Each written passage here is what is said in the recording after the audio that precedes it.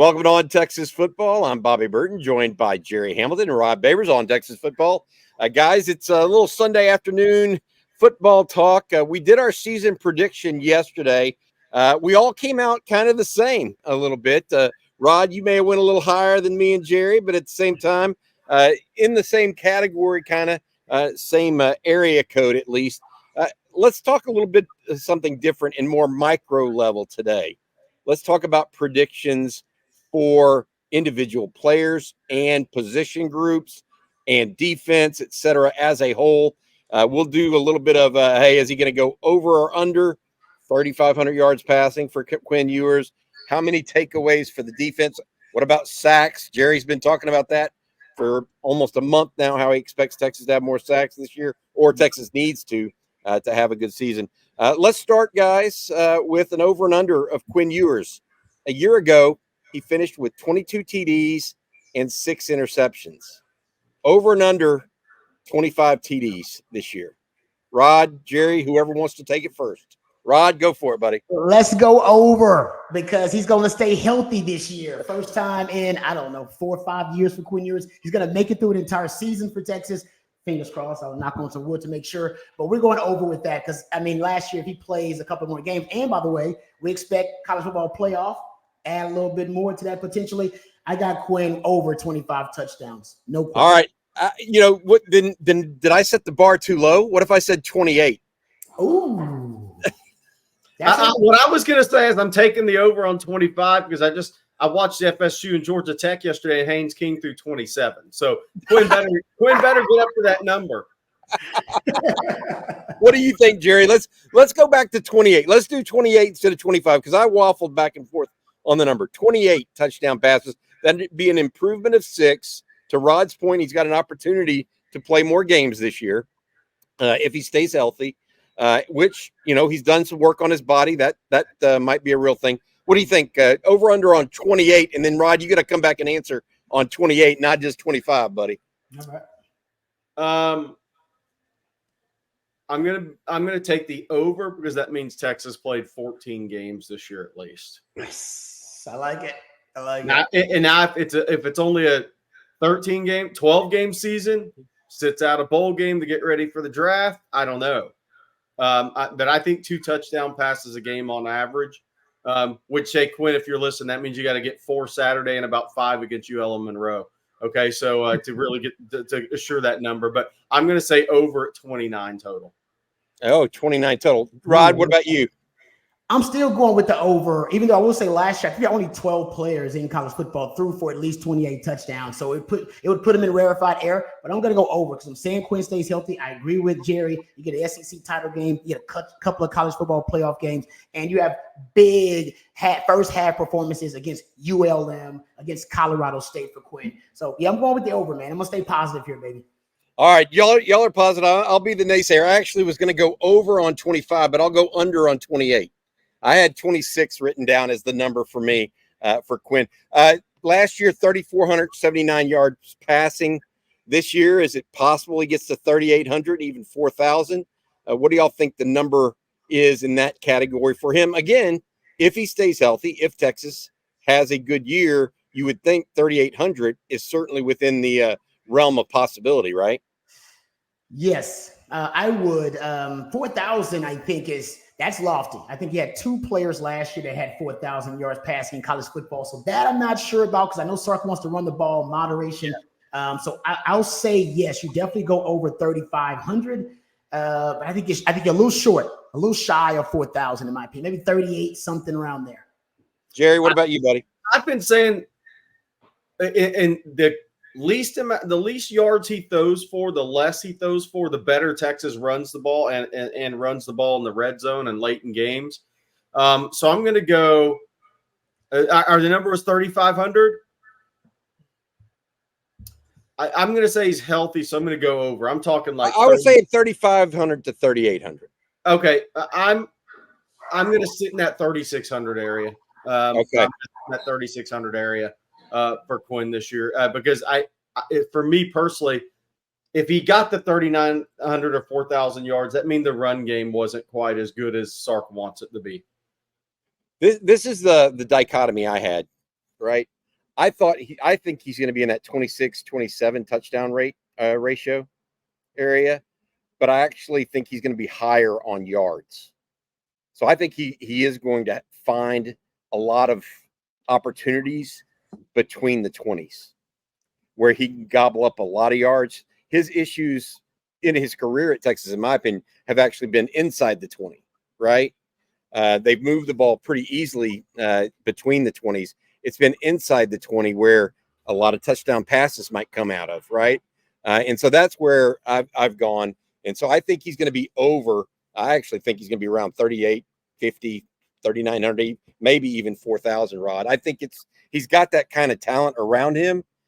I don't know if he's going to have the touchdowns to go with it. That's something to watch for all of us. All right, Gerry, you get to go next on this one. You've put down the gauntlet in the offseason, talking about sacks and how important it is for Texas to actually get quarterbacks on the ground. A year ago, the Longhorns produced 32 sacks. Ethan Burke returns. He was the team leader with only 5.5. He was the team leader. Now, Anthony Hill had 5. Byron Murphy, who's gone, had 5 as well. But Burke and Hill are both back. They add Trey Moore. You think Barron Sorrell might have another uptick this year. Colin Simmons somewhere in there. What is y'all's take on sacks? And I'm going to give you the over and under of 35. I'm assuming they do better. But how much better? Over. I think they're going to hit 39 or 40. If they only hit 30, if they go under that number, Texas probably went 8-4 this year, honestly, because they got to get after the quarterback. This is you don't go after the edge players Texas has. Johnny Nanson's going to bring more exotics. I know Rod will talk about that probably in part of his prediction. But look, if Texas only produced 35 sacks this year as a team, that means Trey Moore and Colin Simmons didn't have the impact that we hope. And so I'm going to go with a 40 sack number for Texas this year. And I think these guys I think Trey Moore and Colin Simmons, along with the other guys being older. I mean, Ethan Burke had 5.5 last year, missed a game and carried his knee around in a brace for 2 others, right? So he wasn't 100% all season, but I think Texas is going to get the 40 number. That would be music to my ears personally. I mean, I think that's a big ask. That being said, Trey Moore just may be a difference maker for this defense because they haven't had a true playmaker off the edge. I think Ethan Burke was trying to become that at times last year. Barron Sorrell's more of that just strong side, old school, strong side defensive end. Rod, what do you think? Over under on 35? That would be a 3-number improvement. Yeah, Gary's giving them an 8 spot improvement. Honestly, I'm probably leaning closer to Gerry. Now, I will say that if you look at 40 sacks, only 10 teams, I believe, in college football got to the 40 sack number. If you look at 39, you're talking about 15 teams in that range of 39 sacks. I think Texas is capable of it, though. One of those teams was UTSA, got 40-plus sacks, and that's because of Trey Moore, who's coming out of Texas. So he's going to add a few. I think you've got natural pass rushers on your team now. I love the exotics. The NASCAR package is already happening. We're hearing about it. I got Texas above that number. I hope they get to 40. 40 would be a big number. Last time you had, around a 40 sacks as a team, I mean, you got to probably go back to maybe late 2000s, somewhere around that Muschamp defense, somewhere around there. Yeah. And hey, by the way, that's a big number. A lot of your national champions, except the Georgia team last year, they all, or 2 years ago, those teams are hitting 39, 40 plus in sacks that have won national championships. If you go look at those Clemson teams, Georgia's first team, some of Nick's teams, Michigan was right around that 39, 40 number last year. There's something about that number that's big for these teams. So I think Texas is going to get there because of what they've added. Guys, we got some other things we're going to go over here. I want to do rushing leaders next. Texas rushing leader last year, obviously. Wait, you didn't throw your opinion out. Oh, goodness. I would say I think it's going to be over 35, but under 38. Okay. I'm thinking 36, most likely 35, 36, that range. I think they are going to be dramatically improved, but I also think they're going to play teams that don't necessarily throw it as much. And that will likely minimize the number of times that they have, minimize the opportunities they have, right?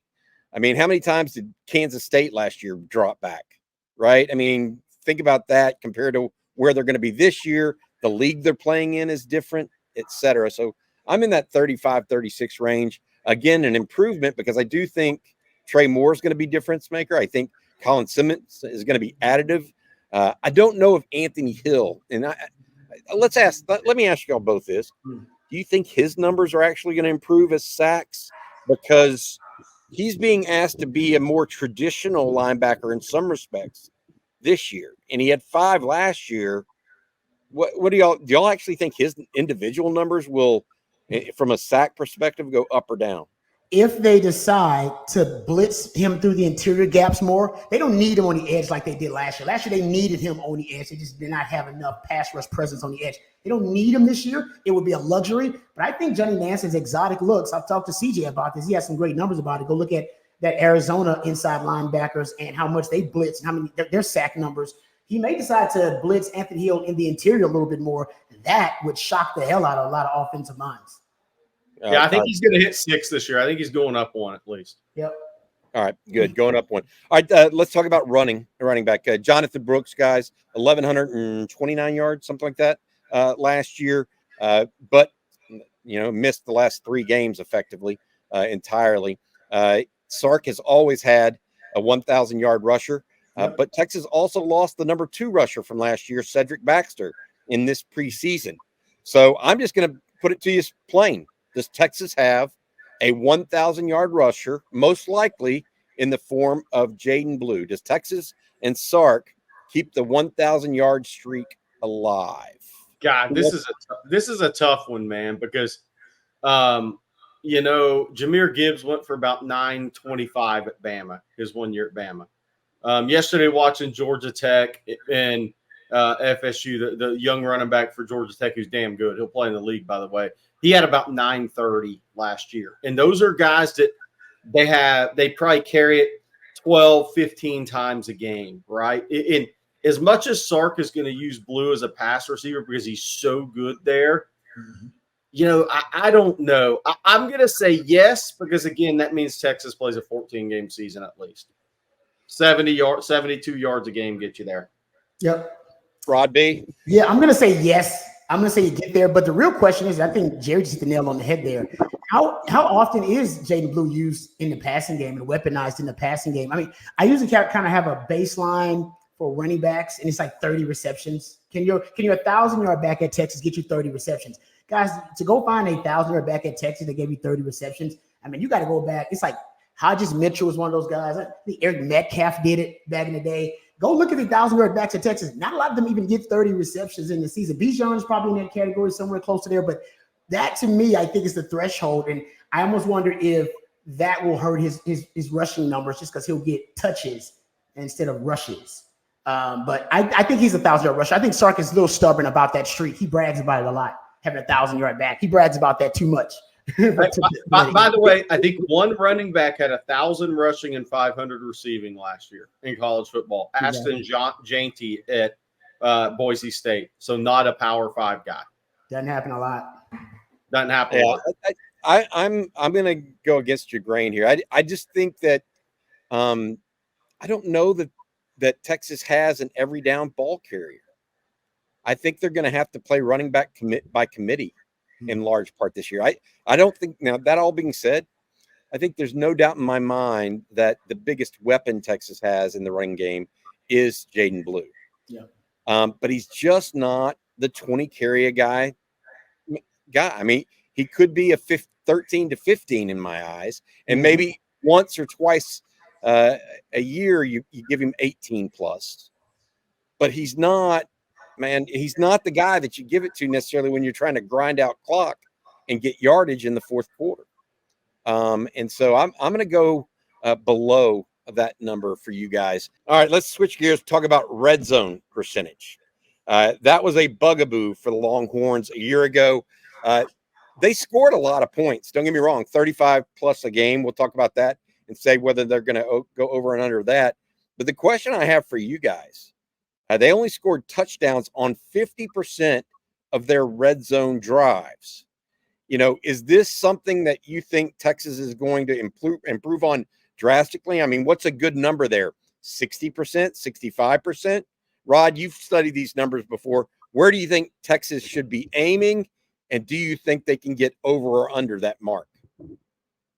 The strangest thing about the red zone struggles for Texas is that in 2021, they were top 5 in both categories, touchdown percentage in the red zone and red zone scoring period. It's unbelievable. And every year they've gotten worse until last year, their best year, and they were one of the worst red zone offenses in the country. So I think you're just average. And I think this is probably the number one objective, emphasis, priority for Sark in the offseason. I bet when he talked to all those NFL coaches, I guarantee you he picked their brain a little bit about red zone. He probably went down a rabbit hole about best red zone offenses in college and the pros. Texas will definitely improve in the red zone. Why? Because they can't get any worse. So they'll get better as long as they're average. I think they'll be average. Average probably puts you at 59%, 60% touchdown percentage in the red zone. I think that's where they'll be next year. Yeah. If they do that, they're going to improve their scoring. Jerry? Yes. I was going to throw out 60%. If Texas hits 60% of touchdowns in red zone, pretty good odds they're a playoff team because they're going to be doing it against a better defenses this year on the schedule. That's true. So if they hit 60%, and that's the kind of number, I was on same page with Rod. I think they're going to improve on that 50. The goal there is 60%. If they do that, then Texas will more than likely be a playoff team, because they're going to be playing against some really good D-lines and really good opponents in the SEC that are going to be tougher to score on as the field gets condensed. 60% would put them right at 70, guys, like 70th in the country, 65.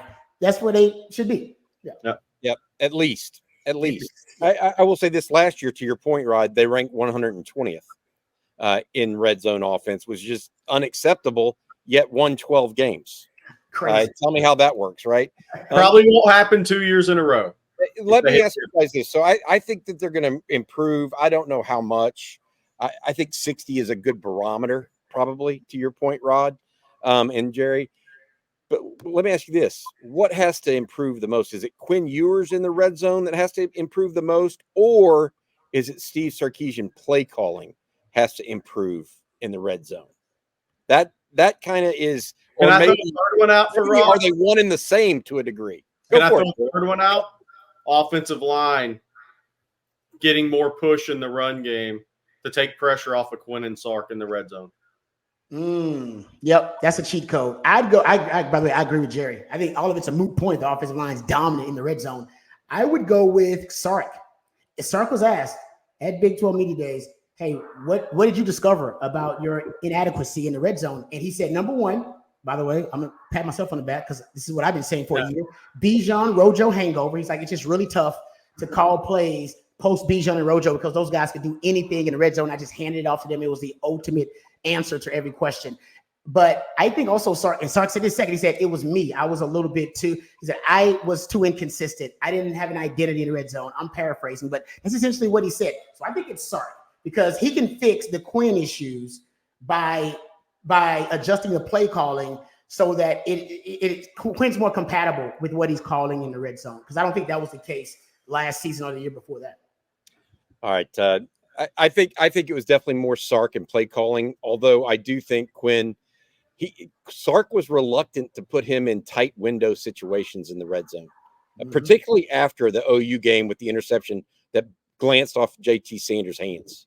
I felt like that was really a come down after that. All right, y'all say though that Texas is going to improve in the red zone this year. I think we all think they are going to.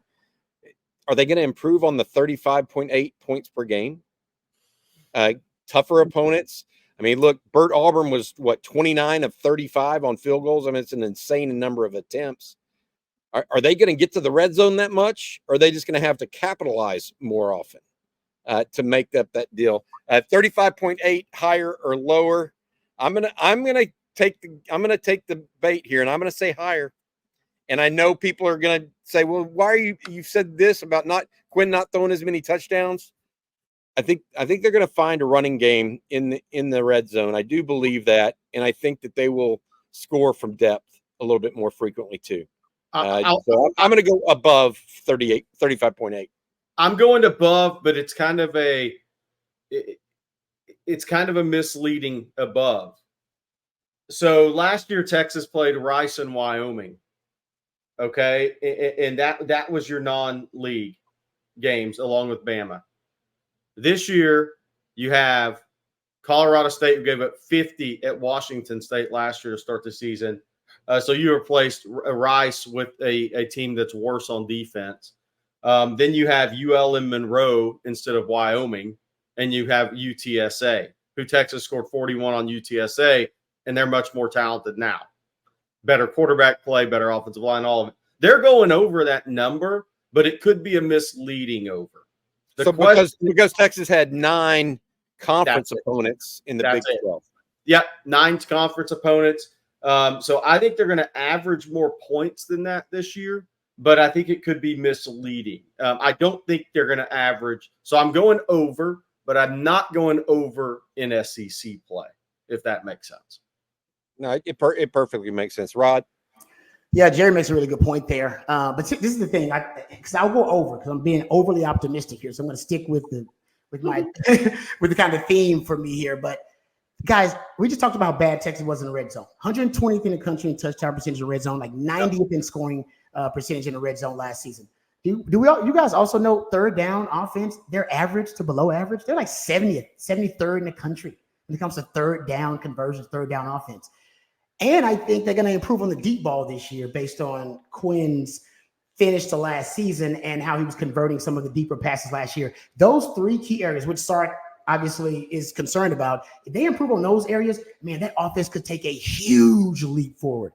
So I'm going to say they're right around where they were last year, just because Gerry brought up the strength of schedule is a little tougher in the SEC. But I'm going to say the improvement in third down offense, improvement in red zone offense, and the improvement in the deep ball lead to them scoring, similar numbers to last year. All right. Texas had 24 takeaways a year ago, right? 16 interceptions, 8 fumble recoveries. Let's talk about just the interceptions piece of that, because I think that will probably play a role in this total number as well. 16 picks a year ago. 3 different guys led the team, Jaron Thompson and Terrence Brooks, as well as Michael Taft. 2 of the 3 are gone, right? Where do y'all think Texas ends up this year? And we know Sark is looking for more fumble recoveries and more forced fumbles this year. He kind of bemoaned that at the SEC media days back in July. But from a interception standpoint, what's a good number for Texas to shoot for? And do you think Texas is going to do better than they did a year ago? I certainly think they will. And my purpose on this is I think Johnny Nansen is going to give them more defensive looks and create more off-schedule interceptions as opposed to what Texas got last year. I mean, how many were? I mean, they were either bad throw. A lot more just bad throws or overthrows, as opposed to forced. You know what I mean? I look for Texas to actually force more interceptions this year. Yep. Only 10 teams had more interceptions than Texas last year. So Texas, 16 interceptions was a really high number for them. I agree with you about the exotic looks from Johnny Nansen. I think the disguise is going to help them confuse opposing quarterbacks. I just don't know if they're going to play against enough passing offenses. And so if they get up in some games, and that's asking a lot in SEC play, then you can force teams into predictable passing situations like you did against U of H and TCU last year and K-State. I don't know if that's going to happen a lot in the SEC. And also, I wonder if you're just not playing enough pass-happy teams. Colorado State will be, Mississippi State will be. Other than that, I don't know if you play a lot of teams that want to lean heavily on the pass. So that's why I'm concerned. I think you're on the same number. I think you could get a slight improvement, maybe 17 to 18, but not very much. Gerry? Yeah, I'm going over because again, the three non-conference games. The sophomore quarterback Colorado State threw 16 last year, right? Now, so did Haynes King. He didn't throw one against FSU on Saturday. But then UTSA, Frank Harris is gone, new starting quarterback, playing in DKR. Even Michigan has a new starting quarterback, by the way. General Booty starting at ULM's never thrown a pass in a college game. Texas faces 8 new starting quarterbacks at their prospective schools this year. So I'm looking at the schedule, how many new quarterbacks with – doesn't mean that Blake Shapen doesn't have experience, but he's going to Mississippi State. He's going to a new school, new coaching staff, new players around him. There's a lot of change on that Texas schedule this year, and I think plus what Johnny Nansen is going to bring as well. So I'm going to go over, maybe like 18. But to Rod's point, in the SEC, I don't know. The ball's not going to be in the air as much as it was in the Big 12 last year. All right. And then, guys, all offseason, we've talked about the receiver room and the variety Texas has, the talent within it, both young and old, transfers, returners, etc. I've got a question for you guys. And it's not necessarily about a particular 1,000-yard stat or who leads in touchdowns. Who's going to lead this team in receptions out of that receiver group? Is it Jonte Cook? Is it Silas Bolden? Is it I don't know? Is it Isaiah Bond? I mean, who's going to lead this team in receptions in y'all's eyes? I'm going to go, and I'm going to put myself out there a little bit. I'm going with Jonte Cook. I know that is not necessarily a popular one for some people that have been talking, because Silas Bolden's been doing so well. Isaiah Bond is going to get on the field because of his big playability. But I think Jonte Cook may end up being that guy that Texas leans on a little bit more this year, because I think he runs good routes. And I think he's going to be a guy that gets open more often, particularly underneath and in the mid-range for Quinn. I'll let you guys duke it out on who else. I went with Jonte Cook. That's my answer. Bobby guaranteed a $20 super chat from UT Boy on Monday. So congrats. Look, I'm going Silas Bolden over Matthew Golden at the tape in the last game. I think Silas Bolden, I think Sark's going to find the way to get the ball in the Silas Bolden's hands to let him do his thing. And he is the let him do his thing most receiver on this team. So that's going to be short passing game, intermediate passing game. He will compete for the ball. That could be your forward pitch in motion, right? In a sweep motion. There's going to be a lot of ways, screen game with Silas Bolden. There's going to be a lot of ways I think Sark's going to get the ball in his hands this year, because he's the guy that you get it to and let him do his thing. But I think Matthew Golden has a really good rapport with Quinn Ewers, and I think as the season moves along, those numbers are going to start to creep up for Matthew Golden. Hey, Gerry, one of the things that Sark said about Silas Bolden and Quinn, Silas Bolden, despite his size or limited size, they both said that he has a great catch radius. Like, he actually will go up and get balls. That's pretty impressive. Rob, what do you have to say? Oh man, those are some good ones. I love the Jonte Cook suggestion that you threw out there, because he's been with Quinn longer, knows the system better than any of the other wide receivers out there. And I remember late last year when Sark was like, "We got to start playing Jonte Cook more." I mean, he said that late in the year last year. But since you got Cook, and I like Jerry's pick about Bolden, I think Bolden's gonna make more wild plays, I feel like, than anybody on the team next season, or this upcoming season. I'll go with Matthew Golden, and I've been hearing a lot about how he's consistent in his route running.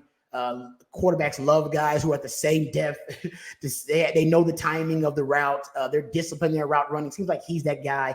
And he's been consistent. This is a guy that at U of H showed ability to be a consistent receiver, can catch at the short level, intermediate level, possibly even the deep level too. So I think he's a 3-level receiver. I think Bond might lead you in yards, but I think another guy's going to lead you in catches.